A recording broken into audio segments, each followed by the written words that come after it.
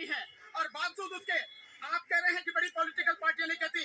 India गठबंधन में जितनी भी 28 पार्टियां हैं उन्होंने इलेक्शन कमीशन को लेटर लिखा नहीं लिखा कि जो वीवीपैट है उस वीवीपैट में जो पर्ची है वो पर्ची आप वोटर को दो और उसको उसमें डालने दो एक बॉक्स में और उनकी 100% यानी 100% उसकी पर्ची की गिनती कराओ क्योंकि वोट वही है। तो पॉलिटिकल पार्टियां कैसे नहीं बोल रही हैं?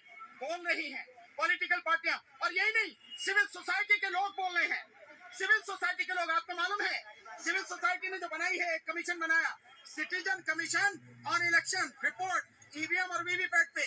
उन्होंने 11 पेज की रिपोर्ट बनाई है जिसमें सुप्रीम कोर्ट के रिटायर्ड जज जस्टिस मदन बी लोकुर उसके अध्यक्ष रहे हैं और उसमें सुप्रीम कोर्ट के जजेस, हाई कोर्ट के रिटायर्ड जजेस, IAS officer, IPS officer, professor, ये आईआईटी एक्सपर्ट लोग हैं, उनकी पूरी रिपोर्ट है। निकाल के पढ़ो ना, उस पर नेट पे हासिल है।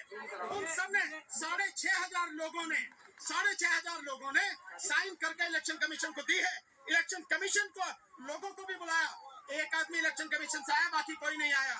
और वो रिपोर्ट जो है उस पे संज्ञान लेने को तैयार नहीं है इलेक्शन कमीशन। सिटीजन कमीशन के जो लोग हैं, जो सिविल सोसाइटी के लोग हैं, उनसे मिलने को तैयार नहीं है।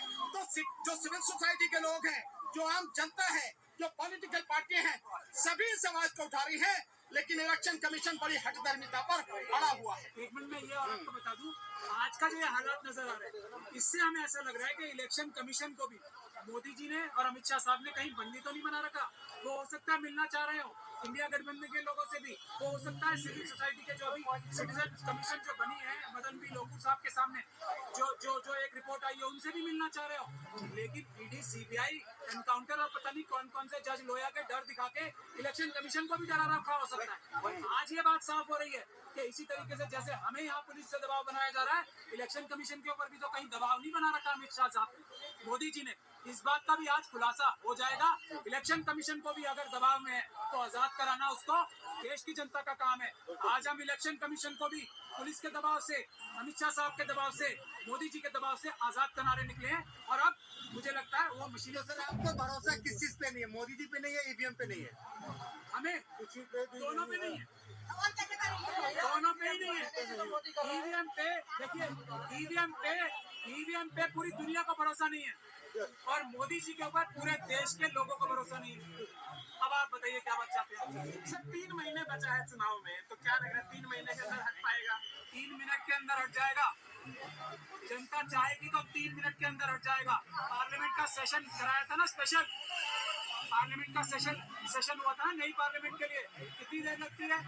एक सेशन बुलाएं, थोड़ा सा कमेंटमेंट लाना है लॉ में तो कर दें। और अमित शाह साहब तो कह रहे हैं ट्रांसपोर्टर्स को बेवकूफ नहीं बनाया उन्होंने। कि हम जो राष्ट्रपति महोदय ने कानून पास कर दिया है उसको नोटिफाई करने से पहले उसमें चेंज ला देंगे, यही कह के तो ट्रांसपोर्टर।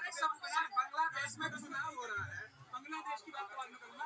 ट्रांसपोर्टर्स को आरोप लगा रहे हैं ट्रांसपोर्टर्स को बेवकूफ यही तो कह के बनाया है कि हमने जो पार्लियामेंट में लॉ पास हुआ है, प्रेसिडेंट साहिबा ने जिसपे मोहर लगा दी है, नोटिफाई करने से पहले हम उनसे बात करके उसको चेंज कर देंगे। तो ऐसा तो बेवकूफ बनाने का